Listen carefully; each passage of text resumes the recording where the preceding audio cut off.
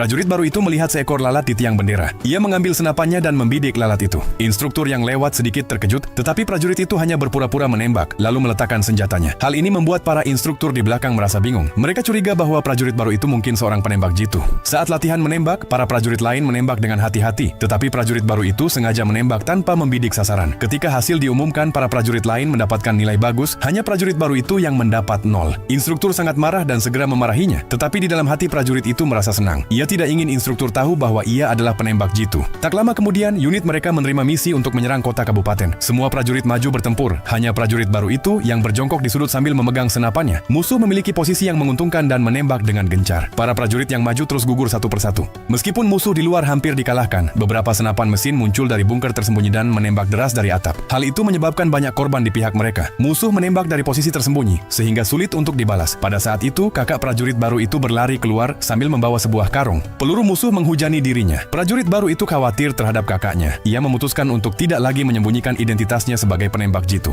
Ia menembak dan membunuh musuh satu persatu dengan tepat sasaran. Identitasnya sebagai penembak jitu pun terbongkar sepenuhnya. Kakaknya berhasil mencapai bunker musuh, melemparkan granat ke dalamnya, dan menghancurkannya. Pertempuran pun dimenangkan. Ternyata prajurit baru itu dulunya adalah seorang tentara musuh. Ia pernah membunuh adik dari seorang letnan di medan perang. Ia khawatir identitasnya akan terbongkar dan dihukum, tetapi kekhawatirannya tidak perlu karena pasukannya tidak buta terhadap kebenaran dan keadilan. Sebelumnya, saat patroli, prajurit baru itu melihat musuh menganiaya penduduk desa. Ketika ia hendak campur tangan, seorang nenek menghentikannya dan menasihatinya agar tidak mempertaruhkan nyawanya, namun ia tetap pergi. Ia menyerang musuh secara tiba-tiba dan berhasil mengusir mereka. Sebelum mereka sempat membalas, ia berlari ke posisi kakaknya. Kedua bersaudara itu menembak mati musuh yang mengejar mereka satu persatu dan berhasil menyelamatkan para penduduk desa. Ketika komandan unit mengetahui hal itu, ia sadar bahwa keduanya adalah bakat langka. Keesokan harinya, komandan meminta prajurit baru itu untuk menunjukkan kemampuannya menembak. Ia tidak lagi menyembunyikan kemahirannya. Ia memeriksa peluru di sasaran, lalu menembak satu persatu, dan semuanya tepat mengenai sasaran. Semua orang bertepuk tangan. Akhirnya mereka mengerti bahwa prajurit yang dulu dianggap tidak berguna ternyata adalah seorang penembak jitu sejati.